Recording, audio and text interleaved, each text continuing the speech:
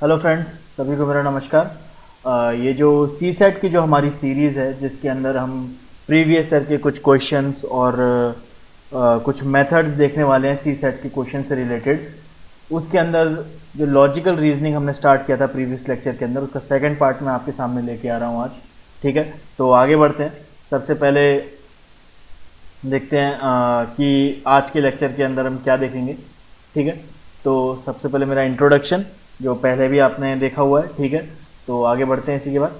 ठीक है, चलिए, logical reasoning and analytical ability. तो पहले भी हमने देखा था हम क्या करने जा रहे हैं, हम प्रैक्टिस करने वाले हैं सॉल्व करके डिफरेंट क्वेश्चंस, वो भी प्रीवियस ईयर्स के, सी सेट के प्रीवियस ईयर के क्वेश्चन। फोकस हमारा रहेगा उन क्वेश्चंस के ऊपर जिनमें इजीली ज्यादा मार्क्स फैक्स किए जा सके। ठीक है, ज्यादा मार्क्स मतलब उस तरीके के क्वेश्चन जिसमें एक तरीके की प्रॉब्लम दी हुई है।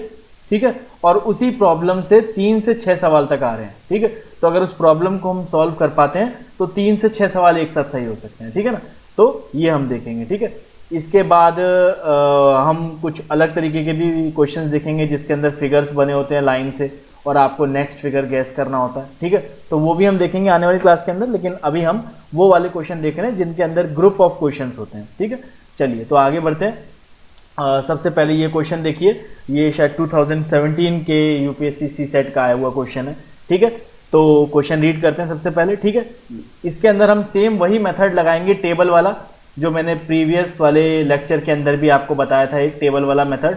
ठीक है, सभी को याद होगा टेबल वाला मेथड, बहुत ही कारगर है ये मेथड, बहुत ही ईजिली इंफॉर्मेशन को कलेक्ट करके आंसर निकालने का एक मेथड है। ठीक है, और कोशिश करें कि रफ पेज के अंदर आप कम से कम जगह घेर के ये टेबल बना सकें, ताकि वहां पे रफ पेपर का भी कंस्ट्रेंट रहता है। तो ऐसा नहीं है कि पूरे एक रफ पेपर है, आपने पूरी इतनी बड़ी टेबल बना दी उसके अंदर। तो इस बात का भी आपको ध्यान रखना होगा कि आपको रफ पेपर के हिसाब से ही वो टेबल बनानी है। ठीक है ना, तो वो टेबल आप बना सकते हैं। तो सबसे पहले देखिए यहाँ पे क्या इन्फॉर्मेशन दी गई है हमें। ये बताया गया है कि ए से लेकर जी तक ये लेक्चरार्स हैं। ये 7 लेक्चरार्स दिए गए हैं जो कि 7 डिफरेंट शहरों में रह रहे हैं, हैदराबाद, दिल्ली, शिलोंग, कानपुर, चेन्नई, मुंबई एंड श्रीनगर। ठीक है, जो कि सेम ऑर्डर में नहीं है। ठीक है, तो हमने पहले क्या करा, टेबल बना ली। टेबल के अंदर हमने 7 लेक्चरर्स के नाम डाल दिए। ठीक है, 7 लेक्चरर्स के नाम डाल दिए और 7 लेक्चरर्स के वो शहर भी बना लिए। ठीक है, ये देखिए आप इधर कॉलम्स के अंदर, डिफरेंट कॉलम्स के अंदर। ठीक है, तो ये कॉलम्स के अंदर हमने हैदराबाद, दिल्ली, ठीक है, शिलोंग, कानपुर, चेन्नई, मुंबई और श्रीनगर, यहाँ पे हमने ये बना दी इस तरीके से। ठीक है, इसी के बाद जो कि हमने प्रीवियस उसके अंदर क्लास के अंदर भी देखा था, फिर अगली इन्फॉर्मेशन के ऊपर चलते हैं। क्या क्या देखेंगे, each one of them specialise different subject. एक और इन्फॉर्मेशन मिल रही है कि हर एक जो आदमी है इसमें उसकी स्पेशलाइजेशन किसी एक डिफरेंट सब्जेक्ट में है, जो कि सब्जेक्ट कौन कौन से हो गए आपके, economics, commerce, history, sociology, geography, mathematics and statistics. तो हम क्या करेंगे, अब दूसरी तरफ ड्रॉ कर देंगे। ठीक है, दूसरी तरफ ड्रॉ कर देंगे। चलिए इधर ड्रॉ कर दीजिए, इधर ड्रॉ कर देंगे दूसरी तरफ। तो एक इस तरफ हमने economics, commerce, history, sociology, geography, maths और स्टैटिस्टिक्स ये ड्रॉ कर दिया।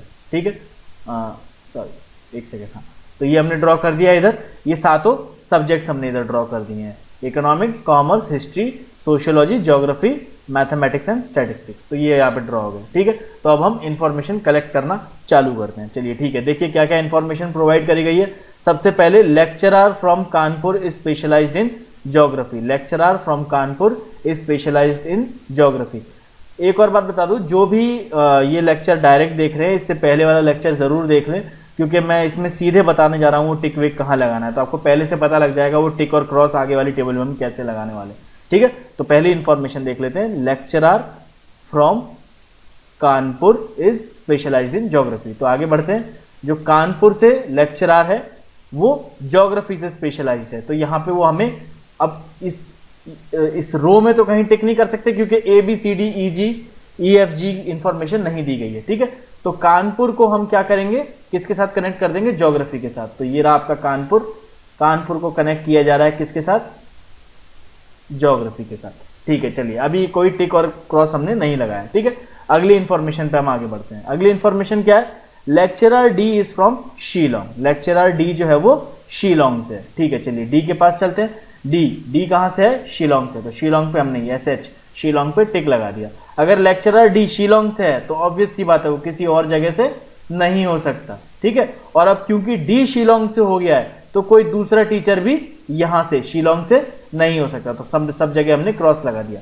क्योंकि क्या इंफॉर्मेशन मिली हमें, 60 टीचर है, अलग अलग शहरों से है, तो क्योंकि डी अब शिलोंग से है तो कोई दूसरा टीचर ए के आगे भी क्रॉस लगा दीजिए शिलोंग पे, बी के आगे भी क्रॉस लगा दीजिए, क्योंकि अब कोई दूसरा टीचर शिलोंग से नहीं हो सकता, और क्योंकि डी शिलोंग से है इसलिए वो किसी दूसरे शहर से नहीं हो सकता। तो ऐसे ही हम टिक और क्रॉस लगाने वाले हैं आगे की सब इंफॉर्मेशन के हिसाब से। ठीक है, चलिए बैक चलते हैं, फिर से इंफॉर्मेशन नहीं कलेक्ट करते हैं।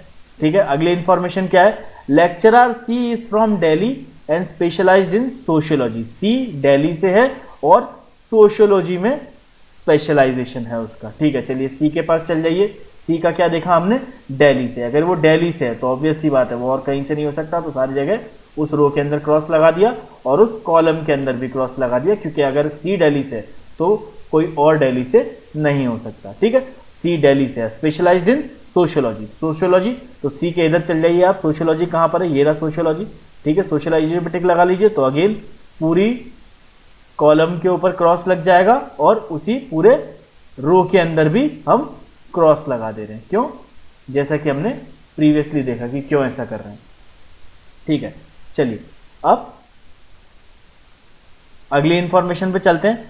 Lecturer B specialized in neither history nor mathematics. B ना ही हिस्ट्री से है ना ही मैथमेटिक्स से है, तो बी के पास चले जाइए।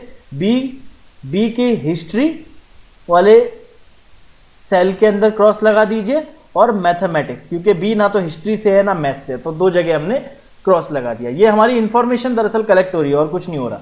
ठीक है, तो बी में हमने हिस्ट्री और मैथ्स दोनों में क्रॉस लगा दिया। चलिए ठीक है, अगली इंफॉर्मेशन के पास चलते हैं हम। Lecturer A who is specialised in economics. ठीक है, तो लेक्चरर ए किस में स्पेशलाइजेशन है उसका, इकोनॉमिक्स में, तो इकोनॉमिक्स पे टिक लगा लीजिए, तो बाकी सब जगह क्रॉस लग जाएगा। लेक्चरर ए में बाकी सब जगह क्रॉस लग जाएगा, रो कॉलम के अंदर, और उसी तरीके से रो के अंदर भी सब जगह क्रॉस लग जाएगा। सभी को समझ में आ रहा होगा कि ये क्यों कर रहे हैं हम। ठीक है ना, चलिए ठीक है। इसके बाद क्या बोल रहा है, lecturer A who is specialised in economics does not belong to Hyderabad, यानी कि ए हैदराबाद से तो नहीं है, तो हैदराबाद के आगे भी क्रॉस लगा लीजिए, क्योंकि ए हैदराबाद से नहीं है, तो ए हैदराबाद के आगे क्रॉस लगा दिया। चलिए ठीक है, आगे बढ़ते हैं अगली इंफॉर्मेशन के पास। तो अगली इंफॉर्मेशन क्या करिए, lecturer F specialised in commerce. Lecturer F specialised in commerce, तो कॉमर्स पे टिक लगा लीजिए। अगर कॉमर्स पे टिक लग गया है तो ऑब्वियस सी बात है फिर बाकी सब जगह क्रॉस करना पड़ेगा। ठीक है, बाकी सब जगह क्रॉस, उसी कॉलम के अंदर और उस पूरी रो के अंदर भी क्रॉस कर रहे हैं, क्योंकि अगर एफ कॉमर्स पढ़ रहा है तो कोई और कॉमर्स नहीं पढ़ेगा ए से लेकर जी तक में, एफ के अलावा। ठीक है, और क्योंकि ऑफ कॉमर्स पढ़ रहा है तो यानी वो इकोनॉमिक्स, हिस्ट्री, सोशियोलॉजी, ज्योग्राफी और मैथ्स और स्टैटिस्टिक्स नहीं पढ़ रहा हो, क्योंकि इंफॉर्मेशन क्या मिली है कि सातों जने 7 अलग अलग सब्जेक्ट पढ़ रहे हैं। ठीक है, एंड बिलोंग्स टू श्रीनगर। अब क्या कह रहे हैं, एफ जो है वो श्रीनगर से है। अगर एफ श्रीनगर से, तो श्रीनगर के आगे टिक लगा लीजिए और सारी रो के अंदर क्रॉस कर दीजिए। ठीक है, श्रीनगर के अंदर क्रॉस, और उसी तरीके से पूरी कॉलम के अंदर भी क्रॉस हो जाएगा, क्योंकि एफ श्रीनगर से है तो अब ए टू जी के अंदर एफ के अलावा और कोई श्रीनगर से नहीं होगा, और क्योंकि एफ श्रीनगर से है तो किसी दूसरे शहर से नहीं हो सकता, इसलिए हमने क्रॉस और टिक लगा ली। ठीक है, फिर अगली इंफॉर्मेशन के अंदर चलते हैं। Lecturer G who is specialised in statistics belongs to Chennai. G जो है वो स्टैटिस्टिक्स में उसको बताया जा रहा है। ठीक है, तो जी पे चलते हैं, जी के इधर स्टैटिस्टिक पे टिक लगा लीजिए, तो अगेन ये सारे क्रॉस हो जाएंगे और उस कॉलम के अंदर भी सारा क्रॉस हो जाएगा। ठीक है, तो जी जो है वो स्टैटिस्टिक्स से है और बिलोंग्स टू चेन्नई, तो चेन्नई के अंदर जी के अंदर जाके चेन्नई पे टिक लग जाएगा, और क्योंकि चेन्नई पे टिक लग गया तो पूरी रो पे क्रॉस हो जाएगा और उस पूरे कॉलम पे भी क्रॉस हो जाएगा। ठीक है, ये हमें इतनी इंफॉर्मेशन अब तक मिल चुकी है। आई होप सभी को समझ आ रहा हो कि कैसे क्रॉस और टिक लगाए गए। ठीक है, तो अगेन अब पीछे चलते हैं, देखते हैं इधर, और ये हमारी सारी इंफॉर्मेशन अब खत्म हो गई है। इसके अलावा एक इंफॉर्मेशन और हमारे पास थी, याद रखिए, जो ऊपर का कनेक्ट है, लास्ट में हमें इस ऊपर के कनेक्ट के पास भी आना पड़ेगा। और ऊपर का कनेक्ट क्या कह रहा है कि ये जो ज्योग्राफी और कानपुर एक ही लाइन में टिक होगा, क्योंकि क्या बोला था हमने कि lecturer from Kanpur specialised in geography, यानी जो भी लेक्चरर कानपुर से होगा वो ज्योग्राफी में स्पेशलाइज करेगा, यानी ज्योग्राफी और कानपुर के अंदर एक साथ टिक लगेगा। तो ये पहली रो के अंदर टिक लग सकता है क्या, पहली रो के अंदर टिक लग सकता है क्या, नहीं लग सकता। ठीक है, ऑब्वियस सी बात है, पहली रो के अंदर टिक नहीं लग सकता क्योंकि ज्योग्राफी पे क्रॉस लगा हुआ है, ठीक है। दूसरी में लग सकता है, ठीक है ना, दूसरी में लग सकता है टिक, क्योंकि ज्योग्राफी और कानपुर दोनों खाली हैं। तीसरी में नहीं लग सकता। चौथी में आप देख रहे हैं कि कानपुर खाली नहीं है, ठीक है। पांचवी में लग सकता है, ठीक है। छठी और सातवीं में दोनों जगह क्रॉस है, ठीक है। तो ये इंफॉर्मेशन अभी तक हमको मिल चुकी है, ठीक है ना। तो यहां पे टिक लग सकता है या फिर ऊपर टिक लग सकता है, ठीक है। तो और क्या क्या किया जा सकता है इसके अंदर? अच्छा चलिए, एक और बात बताना मैं भूल गया कि ये जो इंफॉर्मेशन देख रहे हैं इसके अलावा हम ये भी देख लेंगे कि मान लीजिए किसी रो के अंदर अगर सारे क्रॉस लग चुके हैं एक टिक के अलावा, तो इसका मतलब है वहां पे टिक आना ही है। अब जैसे ये बी वाले रो के अंदर चल जाइए, बी वाले रो के अंदर हम क्या देख रहे हैं कि 6 क्रॉस लग चुके हैं 7 में से, तो इसका मतलब है यहां पे टिक लगेगा। ये बात समझ में आ रही है सभी को? बी के अंदर यहां पे टिक लगेगा क्योंकि बाकी सारे तो क्रॉस हो ही चुके हैं, तो बी कुछ तो पढ़ेगा ना सातों में से, तो क्या पढ़ रहा होगा? ऑब्वियस सी बात है, ज्योग्राफी ही पढ़ रहा होगा बी। और अगर बी ज्योग्राफी पढ़ रहा है तो ऊपर वाली इंफॉर्मेशन क्या कह रही है कि जहां पे जो ज्योग्राफी पढ़ रहा है वो कानपुर रह रहा है, तो ठीक है, तो कानपुर पे भी इधर टिक लग जाएगा, ठीक है।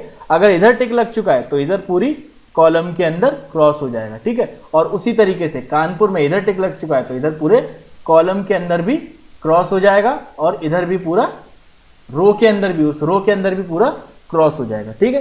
तो इतना क्रॉस और टिक आई होप सभी को समझ में आ रहा हो कि कैसे किया जा रहा है ये। आई होप क्लियर है सभी को कि ये कैसे हो रहा है। चलिए ठीक है, अब ए वाली इंफॉर्मेशन में चल जाइए। अब ए के अंदर जाएंगे आप तो देखेंगे कि ए के अंदर 6 क्रॉस लग चुके हैं। अब ए हैदराबाद से नहीं है, दिल्ली से नहीं है, शिलोंग से नहीं है, कानपुर से नहीं है, चेन्नई से नहीं है, श्रीनगर से नहीं है, तो कहां से होगा? ऑब्वियस सी बात है, मुंबई से ही होगा। ये इंफॉर्मेशन भी हमें अपने आप पता चल गई। अगर वो मुंबई से है तो वो फिर उस मुंबई से कोई और नहीं हो सकता, तो अगेन पूरे कॉलम के अंदर क्रॉस लगा दिए गए हैं, ठीक है। ये बात समझ में आ गई। अब ई वाले इसके सामने आइए, ई के अंदर भी क्या हो रहा है कि 6 क्रॉस लग चुके हैं, तो ऑब्वियस सी बात है इधर टिक लग जाएगा। क्यों? क्योंकि ई का मतलब अब ई हैदराबाद से होगा, ऑब्वियस सी बात है, ठीक है।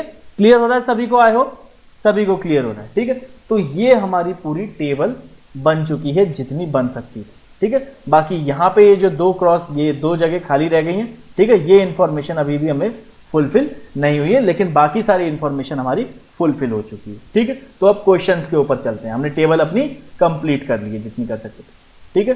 तो टेबल के अंदर जाते हैं। पहला सवाल बोल रहा है वो, to which city does the lecturer specialised in economics belong, यानी जो लेक्चरर इकोनॉमिक्स में है वो कौन से शहर में है। तो इकोनॉमिक्स में जाइए, इकोनॉमिक्स में कौन है? ए है, इकोनॉमिक्स में ए है, और ए कौन से शहर से है? मुंबई से, ठीक है। ए देखिए आप, ए में कहां टिक लगा हुआ है? मुंबई के नीचे टिक लगा हुआ है ना, तो ए इकोनॉमिक्स से है और मुंबई से है वो, तो मुंबई पे टिक लगा हुआ है। तो इसका आंसर क्या हो जाएगा? बी। आई होप सभी को क्लियर है कि कैसे इसका आंसर बी आया, ठीक है। चलिए दूसरा क्वेश्चन देखते हैं। Who of the following belongs to Hyderabad, Hyderabad से कौन है? चलिए अपने टेबल के अंदर जाते हैं। हैदराबाद, हैदराबाद में कहां टिक लगा हुआ है? हैदराबाद में टिक लगा हुआ है ई के ऊपर, ठीक है। यानी हैदराबाद से कौन है? ई, हैदराबाद से ई है, ठीक है। हैदराबाद से ई है, तो इसके अंदर भी आपका बी हो गया आंसर, ठीक है। इसके बाद आगे बढ़ते हैं। अगला क्वेश्चन क्या है इसी के अंदर? 3 क्वेश्चन है इसके अंदर, ठीक है। तो तीसरा क्वेश्चन जो है, who specialised in geography, geography में कौन स्पेशलाइज कर रहा है, ठीक है। ज्योग्राफी में कौन स्पेशलाइज कर रहा है? तो फिर अगेन हम टेबल की ओर बढ़ेंगे। ज्योग्राफी के ऊपर जाइए। ज्योग्राफी में कौन कर रहा है? बी, ज्योग्राफी में कर रहा है बी, ठीक है। तो ज्योग्राफी में बी कर रहा है, ठीक है। तो ऑप्शन के अंदर जाइए, ठीक है। बी किसके अंदर है? ए के अंदर है, ठीक है, ए के अंदर, यानी ए वाला ऑप्शन सही हो जाएगा, ठीक है। इस तरीके के क्वेश्चन के अंदर देखिए, एक और मैं आपको गलती बता दूंगी। देखिए हम लोगों ने ये प्रीलिम्स दिया है और आपको पढ़ा रहे हैं, तो बेसिकली हमारा मकसद क्या है कि कुछ एक्सपीरियंस रहा होगा, वो एक्सपीरियंस आपके काम आ सके, ठीक है ना। तो एक एक्सपीरियंस मैं आपको ये बताता हूँ इसके अंदर कि कई बार जब हम पीछे जाते हैं ना और हमने देखा कि क्वेश्चन क्या था, हु स्पेशलाइज्ड इन ज्योग्राफी, ठीक है। एक सेकेंड,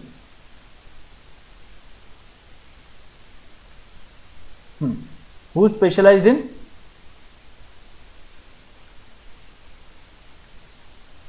ठीक, चलिए आगे बढ़। हु स्पेशलाइज्ड इन ज्योग्राफी, तो ज्योग्राफी के अंदर हम पीछे गए और हमने देखा ज्योग्राफी के अंदर टिक कहां पे लगा हुआ है? बी के आगे, ठीक है। तो बी होगा आंसर।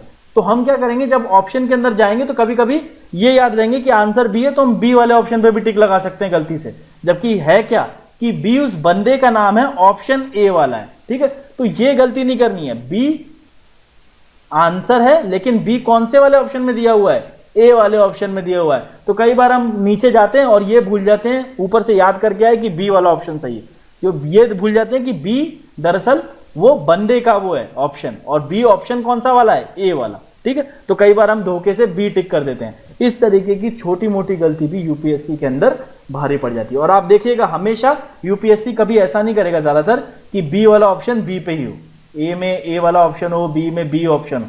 ठीक है ना, बी हमेशा अगर होगा तो ए या सी या डी में होगा, ताकि वो कंफ्यूजन की वजह से गलत हो जाए। ठीक है ना, तो उस चीज का ध्यान रखना है। कई बार देखा इस तरीके की मिस्टेक हो जाती है, सिली मिस्टेक है। ठीक है, चलिए आगे बढ़ते हैं। इसी तरीके की एक सिली मिस्टेक मैंने प्रीवियस क्लास के अंदर लेक्चर के अंदर हो गई थी। दरअसल ये क्वेश्चन था 2018 वाला। ठीक है, कुछ बच्चों ने मुझे पॉइंट आउट किया, तब मेरे को याद आया कि हाँ ठीक है यार, वो थोड़ा सा देखने में गलत हो गया था, कुछ नहीं था इसके अंदर। इस क्वेश्चन को वापस मैं आपको एक बार जल्दी से बता देता हूँ कि क्या गलती हुई थी थोड़ी सी। ठीक है, देखिए क्या था कि 6 ऑफिसर्स हैं, A B C D E F. ठीक है, बोथ ये कॉरिडोर मान लिया था हमने। ठीक है, कॉरिडोर में एक हिस्सा लेफ्ट मान लिया, कॉरिडोर में हम यहां से एंटर कर रहे हैं तो ये वाला हिस्सा लेफ्ट हो जाएगा और ये वाला राइट हो जाएगा। मैंने प्रीवियसली क्या कर दिया था, ऊपर लेफ्ट राइट दिया था, तो मैंने कॉरिडोर की शुरुआत यहां से मान ली थी। वो मेरे से थोड़ी सी करते वक्त थोड़ी सी गलती होगी, जिसमें से थोड़ा ध्यान नहीं दिया मैंने। ठीक है, तो आप अभी वापस से देख लीजिए, यहां से कॉरिडोर का लेफ्ट है, यहां से कॉरिडोर का राइट है। ठीक है, तो अब ये क्या कह रहा है, both B C occupy to the right side of the corridor, यानी बी सी आपका इधर हो जाएगा। ठीक है, both B C occupied to the right side of the corridor. ठीक है ना, और A occupies on the left side of the corridor, तो ए को मैंने इधर डाल दिया, left side of the corridor. ठीक है, तो ये तीन तीन लोग इधर बैठे हुए हैं। ठीक है ना, A left side of the corridor है और B C right side of the corridor. ठीक है, E and F occupy offices on the opposite side of the corridor, ये हमने प्रीवियसली देखा ही था, तो मैं ज्यादा उसके अंदर मतलब डीप में नहीं जा रहा हूं। ई और एफ जो है वो opposite side of the corridor है, यानी कि अगर ई इधर है तो एफ इधर होगा। ठीक है ना, इस तरीके से। But their offices do not face each other, यानी ई और एफ ऐसे हो सकते हैं, मतलब या तो एफ इधर होगा, एफ राइट में होगा, ई लेफ्ट में होगा, या फिर एफ लेफ्ट में होगा और ई राइट में होगा, ऐसा कुछ है। लेकिन दोनों एक दूसरे के सामने सामने नहीं।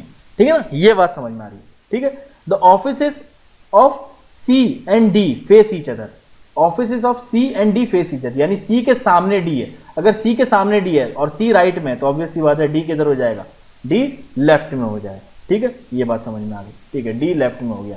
ई डज नॉट, अगली इंफॉर्मेशन क्या कह रही है, E does not have a corner office, यानी ई कॉर्नर का ऑफिस नहीं है। ठीक है, चलिए ये भी बात समझ में आ गई कि ई जो है वो कॉर्नर का ऑफिस नहीं है ई का। और अगली इंफॉर्मेशन क्या है कि F office is further down the corridor of A, यानी कि अगर ए है इस जगह पे, यहां से कॉरिडोर शुरू हो रहा है तो ए के आगे ही होगा एफ, यानी ए अगर मैं पहले रख दे रहा हूं तो एफ यहां होगा। ठीक है ना, ये बात समझ में आ रही है सभी को, अगर एफ यहां हो, ये बात समझ में आ रही है। ठीक है, चलिए, यानी कि एक बात और इससे पता चली कि F is further down the corridor then A, यानी ए और एफ एक ही तरफ है, ए और एफ एक ही तरफ है, तो ई इधर हो जाएगा और एफ इधर हो जाएगा, और ए के बाद ही आएगा एफ। ठीक है ना, तो ए के बाद ही आएगा एफ। ठीक है, तो या तो ये होगा कि ए एफ और डी हो जाएगा। ठीक है, लेकिन इसके अंदर क्या देख रहे हैं अब हम आगे, क्या देखने को मिल रही है इंफॉर्मेशन कि अगर ये ए एफ डी है तो E does not have corner office, E does not have corner office, ये यहां पे दिया हुआ है। ठीक है, ई के कॉर्नर ऑफिस नहीं है। And E and F occupy opposite side but they do not face each other, तो ई एक तो पहली बात, ई कॉर्नर ऑफिस नहीं है तो ई किधर हो जाएगा, मिडिल में हो जाएगा, ई हो जाएगा इधर मिडिल में। ठीक है, और ई मिडिल में है तो ये इंफॉर्मेशन क्या कह रही है, E and F occupy office on opposite side but their offices do not face each other. अगर ई हमें पता चल गया मिडिल में है तो एफ तो मिडिल में नहीं हो सकता, इसलिए हमें क्या करना पड़ेगा, एफ को यहां से काट के मिडिल से ऊपर ही ले जाना पड़ेगा, क्योंकि एफ सबसे पहले नहीं हो सकता। एफ सबसे पहले क्यों नहीं हो सकता, क्योंकि एफ जो है वो ए के बाद आ रहा है कॉरिडोर के अंदर, ये इंफॉर्मेशन हमें मिली हुई है, लिखा है ना F is further down the corridor then A is. ठीक है, ये बात समझ में आ गई। ठीक है, चलिए अगली इंफॉर्मेशन क्या है, offices of C and D face each other, तो ऑब्वियस सी बात है कि C and D face each other है, बीच में अगर ई है तो इधर ए नहीं होगा, ए ऊपर ही होगा, ए ऊपर होगा और इधर नीचे सी होगा ताकि नीचे डी आ सके, क्योंकि सी के सामने डी है ना, तो ऊपर तो एफ होगा, ऊपर तो एफ पता चल गया हमें, उसके बाद बीच में ए पता चल गया हमें और नीचे डी पता चल गया। मैं एक बार फिर से बना दे रहा हूँ, यहाँ पे साइड में देख लीजिए आप, कॉरिडोर है पूरा, 3 जगह हैं ये, इधर 3 जगह हैं, ठीक है, इधर बीच में ई पता चल ही गया है, ठीक है ना, और इधर हमें ये देख लिया कि इधर ए होगा और इधर एफ होगा, ठीक है, और इधर होगा आपका सी और इधर होगा आपका डी उसके सामने, क्योंकि इंफॉर्मेशन क्या मिली हुई है, सी के सामने डी है, ठीक है, और इधर अगर ई और सी है तो ऊपर क्या हो जाएगा आपका बी हो जाएगा, ठीक है ना। ये यहाँ पे यहाँ तक हमें समझ आ रहा है, ठीक है। तो इस तरीके का एक पिछले वाले क्वेश्चन के अंदर मिस्टेक हो गई थी, ठीक है, इसलिए मैं इसको जल्दी से समझा दिया है, फोकस इतना ज़्यादा इस क्वेश्चन पे इसलिए नहीं किया क्योंकि पहले ही कर चुके हैं हम, ठीक है ना। बस एक थोड़ी सी मिस्टेक हो गई थी, नीचे से देखने के चक्कर में थोड़ा सा ऊपर से देख लिया था लेफ्ट एंड राइट, तो इस वजह से थोड़ा सा वो हो गया। तो इसके अंदर क्या हो जाएगा, E sits in his office faces the corridor who is to his left, ठीक है। तो ई अगर अपने ऑफिस में बैठा है, कॉरिडोर को फेस कर रहा है इधर, तो उसके लेफ्ट में कौन है, तो इधर लेफ्ट में इधर कौन है, सी, ठीक है। तो आंसर क्या हो जाएगा इसका, सी हो जाएगा। दूसरा वाला हमने देख ही लिया था प्रीवियस क्लास के अंदर, तो ये आंसर सी हो जाएगा, जो मैंने उधर बी बता दिया था, क्योंकि हमने वहां पे मैंने गलती से इधर ऊपर लेफ्ट और राइट रखा था और कॉरिडोर की शुरुआत यहां से मान ली थी, जबकि कॉरिडोर शुरुआत मैंने शुरुआत के अंदर क्वेश्चन जब अजम्पशन किया था तो नीचे से कॉरिडोर की शुरुआत मानी थी, ठीक है। तो ये गलती हुई थी, ठीक है ना, तो वो देख लीजिएगा, ठीक है। इजी क्वेश्चन है, कोई ऐसा खास क्वेश्चन नहीं। चलिए अगले टाइप के क्वेश्चन के ऊपर मूव करते हैं। ये यूपीएससी के अंदर one of the important type of questions है, ठीक है। अगेन डाइस के कई सारे क्वेश्चन देखने को मिलेंगे आपको, ठीक है, और इसके अंदर भी आपको देखने को मिलता है कि एक ही क्वेश्चन के अंदर 3-3 क्वेश्चन हैं, ठीक है। तो अगर आपने इसको सही डाइस को परख लिया तो ऑब्वियस सी बात है आपके 3 क्वेश्चन एक साथ सही हो जाएंगे। अगेन याद करिए कि 27 क्वेश्चन हमें सही करने हैं एग्जैक्ट, बिना कोई गलत करे, तो हम कट ऑफ क्लियर करेंगे। 27 में से 3 एक ही जरा सी चीज से सॉल्व हो रहे हैं, ठीक है, तो अपने आप में इंपॉर्टेंट चीज है डाइस, ठीक है। तो इसको कैसे हम कर सकते हैं, ठीक है, इसका मैं एक तो नॉर्मल मेथड बताऊंगा और एक और थोड़ा सा चीट टाइप का मेथड है, अगर आपको पसंद आए और यूपीएससी में अलाउ होता है नहीं होता वो देख लेंगे हम, ठीक है ना, क्या होता है वो, ठीक है। इसको थोड़ा सा समझ लेते हैं कि क्या हो रहा है दरअसल इसके अंदर। देखिए क्या हो रहा है कि क्वेश्चन क्या है कि ये डाइस है, ठीक है, हमने डाइस तो देखा ही होगा सबने, लूडो वूडो तो खेला ही होगा, ठीक है ना। तो वो डाइस है, ठीक है, यहाँ पे दिखाई दे रहा है, डाइस के अंदर अलग अलग 6 साइड्स हैं, ठीक है, क्यूब की शेप में, और अलग अलग 6 साइड्स हैं और 6 साइड्स के ऊपर कुछ कुछ बना हुआ है, ठीक है। तो इस तरीके से फिगर दिया हुआ है जिसमें हर एक फिगर के अंदर हमें 3 ही साइड्स दिखाई दे रही हैं, ठीक है, और 3D फिगर है, 3 साइड्स दिखाई दे रही हैं और हमें गैस करना होगा कि किस साइड के अपोजिट क्या है। इस तरीके के क्वेश्चन आते हैं, ठीक है। तो यहाँ पे देख लेते हैं, ये फिगर बना हुआ है, ठीक है। अब यहाँ पे क्वेश्चन क्या आ रहा है, ठीक है, देख ले, ये देखिए पहले वाले के अंदर 1 जो सिंगल डॉट है उसके साइड में डबल डॉट, इधर देखिए सिंगल डॉट है उसके साइड में डबल डॉट, ठीक है, इधर डबल डॉट है, ठीक है, ये बात समझ में आ रही है। चौथे वाले फिगर के अंदर जाइए जहां पे आपको सिंगल डॉट और डबल डॉट एक साथ दिखाई दे रहे हो, सिंगल डॉट और डबल डॉट कहां एक साथ दिखाई दे रहे हैं, ये चौथे वाले फिगर के अंदर दिखाई दे रहे हैं, ठीक है।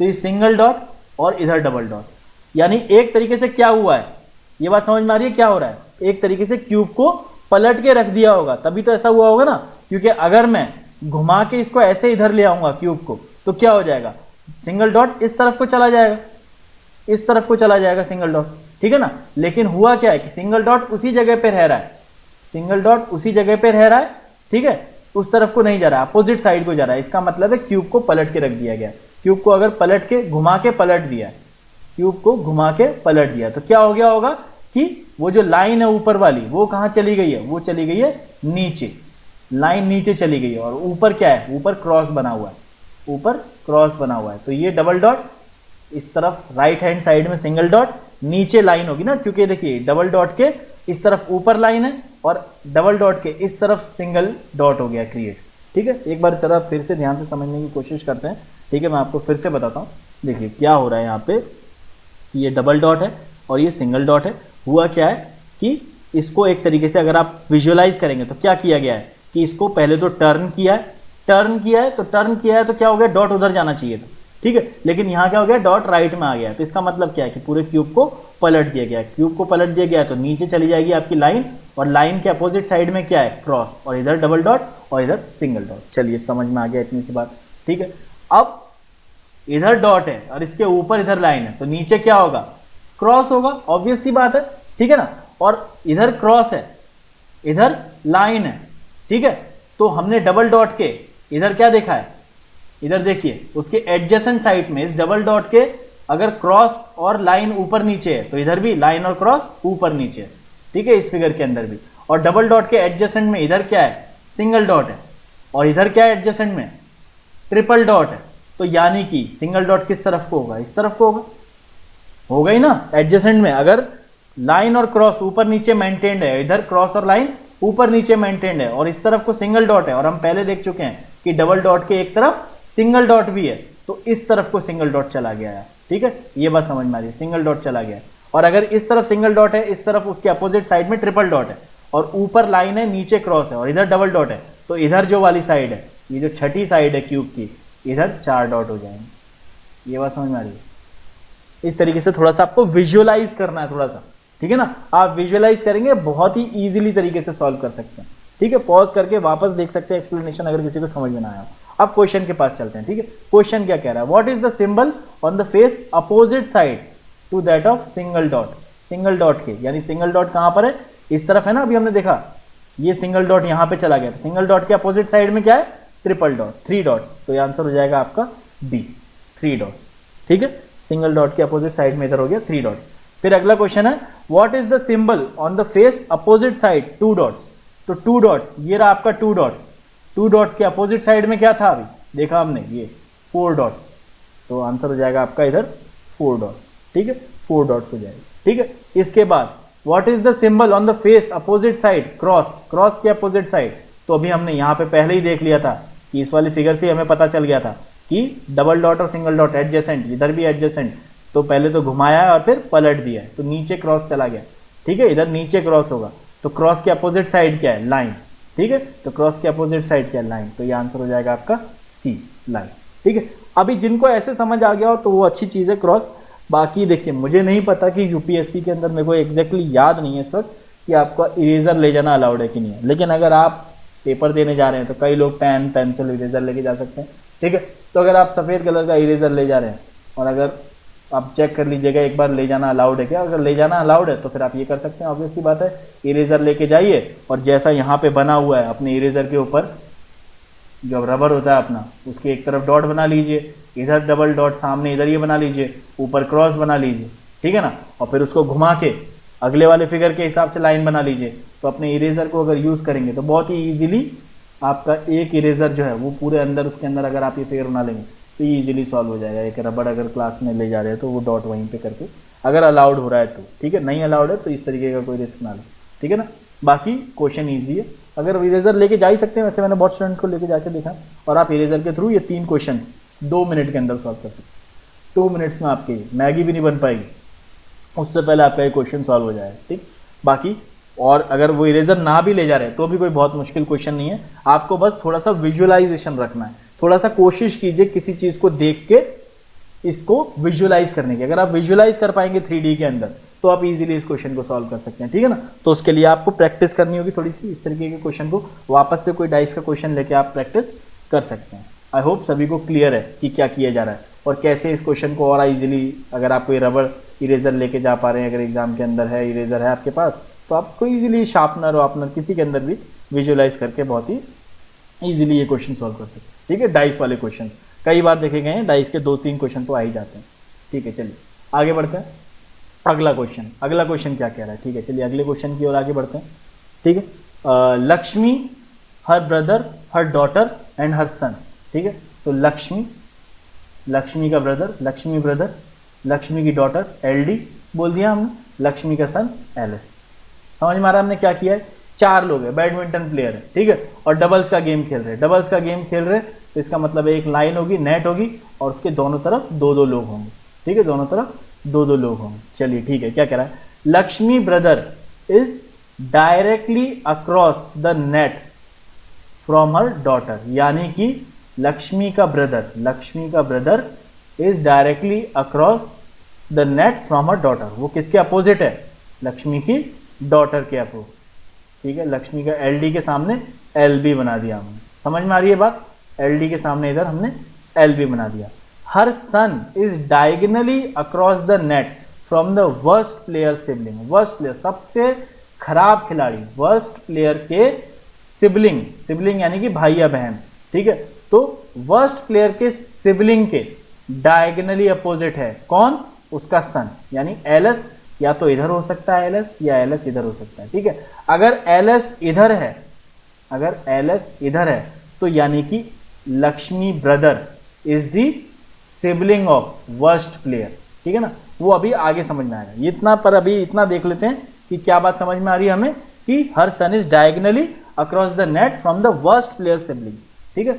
तो ये इंफॉर्मेशन मिली। अगला क्वेश्चन क्या है, अगला जो इंफॉर्मेशन है वो ये है कि the best player and the worst player are on the same side of the net, यानी कि बेस्ट प्लेयर और वर्स्ट प्लेयर जो है वो सेम साइड है, यानी कि वर्स्ट प्लेयर और बेस्ट प्लेयर एक ही तरफ होंगे, ठीक है। तो अब हम इसमें इमेजिन करते हैं सबसे पहले कि चलिए लक्ष्मी के सन को इधर मान लेते हैं, ऊपर मान लेते हैं। अगर लक्ष्मी के सन को ऊपर मान रहे हैं तो लक्ष्मी की जो डॉटर है वो सिबलिंग हो जाएगी किसकी? वर्स्ट प्लेयर की, ठीक है। अगर लक्ष्मी का सन इधर है तो नीचे किसको मानना पड़ेगा? लक्ष्मी को भी मानना पड़ेगा, ऑब्वियस सी बात है, डबल्स का गेम हो रहा है ना। लक्ष्मी का ब्रदर और लक्ष्मी का सन जो है अगर ऊपर है तो नीचे क्या हो जाएगा? लक्ष्मी की डॉटर और लक्ष्मी, ठीक है। तो लक्ष्मी का सन अगर इधर है ऊपर तो डायगनली अपोजिट क्या हो जाएगा? उसके वर्स्ट प्लेयर की सिबलिंग।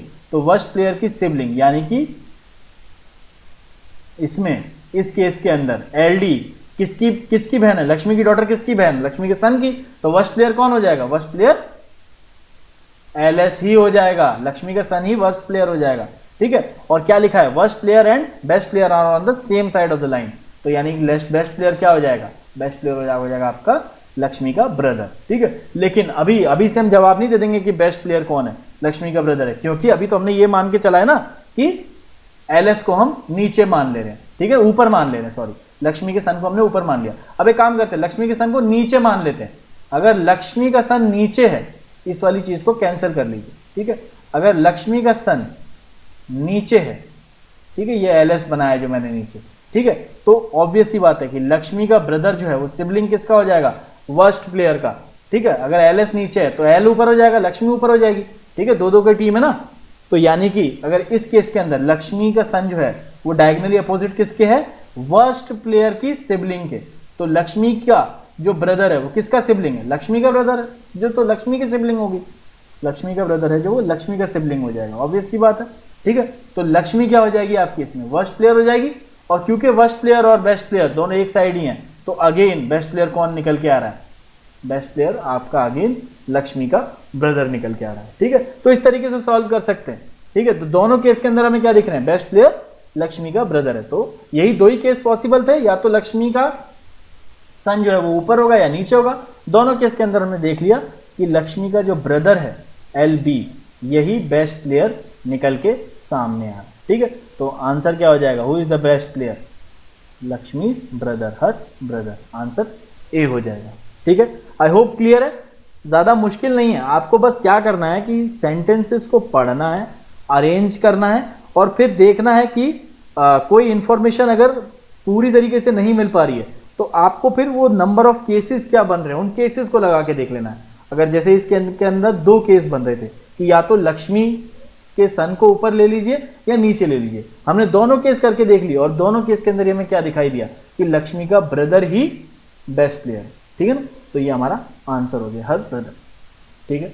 चलिए अगले क्वेश्चन के अंदर आगे बढ़ते हैं। इसी की तरह एक और लॉजिकल रीजनिंग और एनालिटिकल एबिलिटी का क्वेश्चन जो है, इसको देखिए ध्यान से। चलिए, तो ये क्या कह रहा है? ये कह रहा है कि A B C D E F G H 8 लोग हैं, ठीक है। तो जब भी कोई ऐसा डायरेक्शन वाला क्वेश्चन आता है ना, तो कई बार क्या होता है हम डायरेक्शन को लेकर थोड़ा सा कंफ्यूज हो जाते हैं। तो जब भी डायरेक्शन टाइप का क्वेश्चन हो तो सबसे ऊपर पहले इस तरीके का क्रॉस बना लीजिए, प्लस वाला साइन बना लीजिए, जिसमें ऊपर लिख लीजिए नॉर्थ, नीचे लिख लीजिए साउथ। तो अगर ऊपर और नॉर्थ है, नीचे साउथ है, तो हमेशा राइट हैंड साइड में होगा आपका ईस्ट, और वेस्ट हो जाएगा आपका लेफ्ट हैंड साइड में, ठीक है ना। अगर इसमें भी किसी को कंफ्यूजन हो रहा हो तो क्या करिए, अपने आप को इंडिया का मैप मान लीजिए। इंडिया का मैप मान लीजिए, ऊपर कश्मीर, नीचे कन्याकुमारी।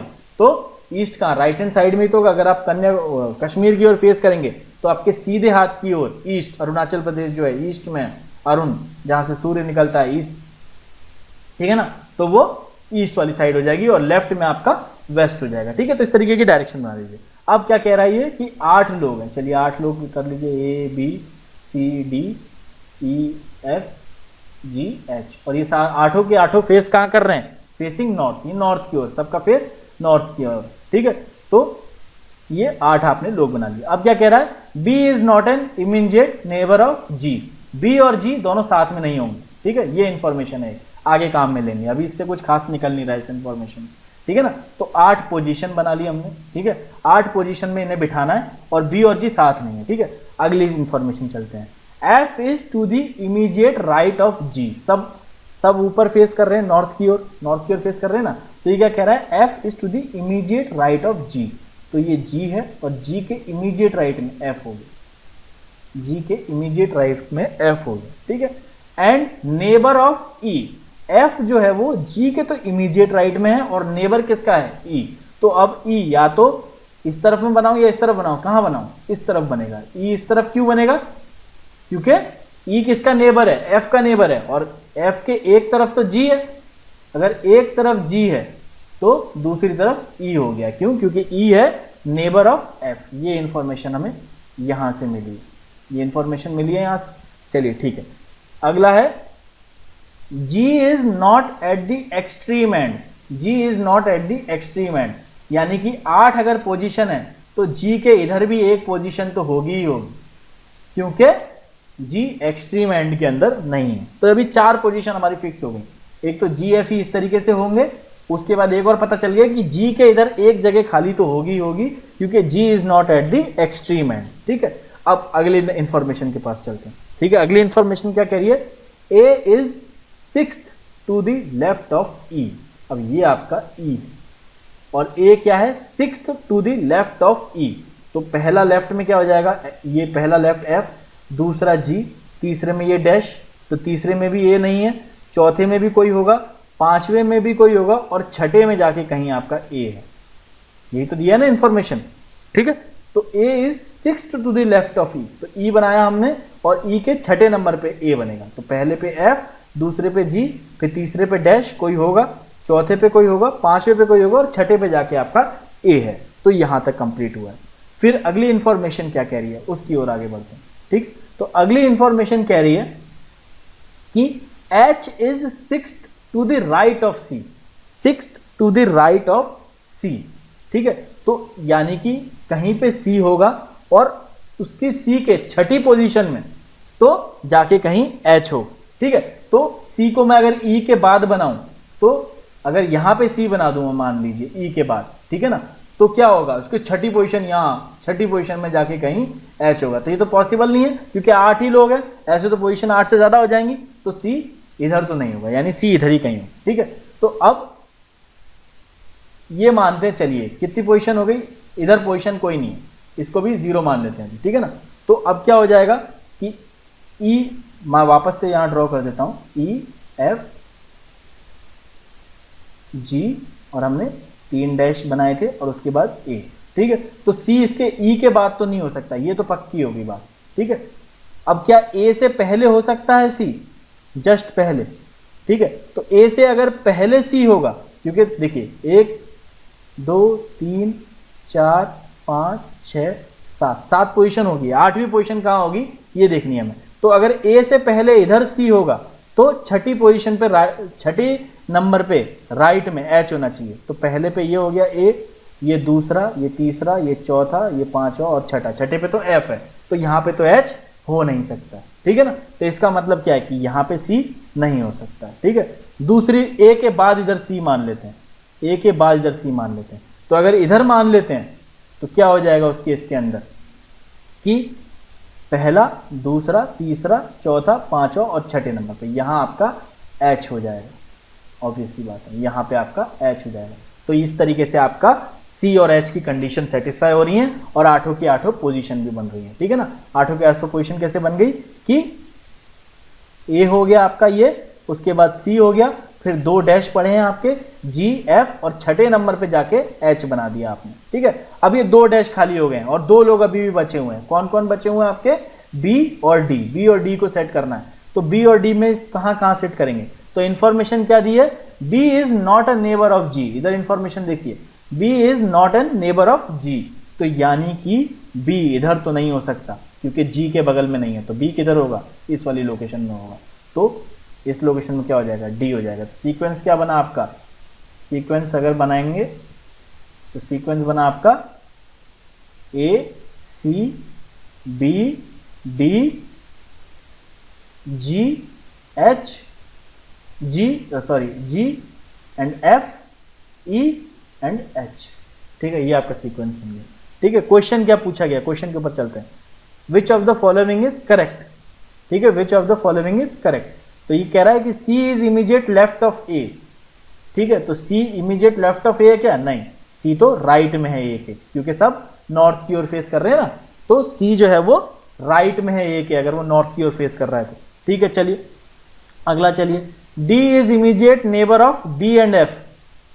यानी कि कहने का मतलब है कि D B और F के जस्ट बीच में नहीं, D तो B और G के बीच में, देखा ना हमने, D B और G के बीच में, तो यानी ये वाली इंफॉर्मेशन भी गलत हो गई, दोनों ये गलत हो गए। तीसरा क्या कह रहा है, G is immediate right of D, तो G immediate right of D, बिल्कुल सही बात है, यहां पे D है और उसके जस्ट राइट में G है, तो ये आपका C वाला ऑप्शन सही हो जाएगा, G is immediate right of D। चौथे वाले को भी चेक कर लें, A and E are the extreme end. ठीक है, तो A and E are the extreme ends, तो ये तो कैसे गलत हो जाएगा कि यहां पे A तो एक्सट्रीम में है लेकिन E एक्सट्रीम में नहीं है, एक्सट्रीम में दूसरा H है, तो A and E are not at the extreme ends, तो ये वाला पॉइंट भी गलत हो जाएगा। ठीक है, तो इस तरीके से ये भी बहुत इजीली सॉल्व हो सकता है। ठीक है, कुछ खास क्वेश्चन नहीं है, बस आपको इन्फॉर्मेशन कलेक्ट करनी है और उसके बाद आपको थोड़ी सी रीजनिंग लगानी होगी।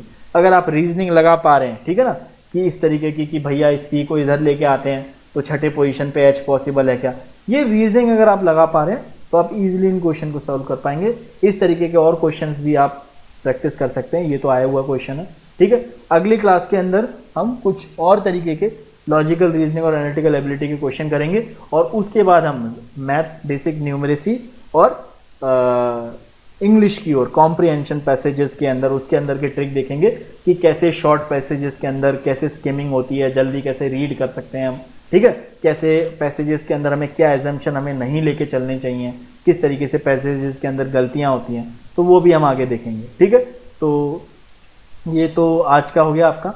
ठीक है, आज के इस लेक्चर का थैंक यू। आई होप आपकी कुछ मदद हो सके इन लेक्चर से। बाकी और भी एडवांस लेक्चर्स के लिए आप सिनॉप्सिस IAS की वेबसाइट पे जा सकते हैं। Thank you.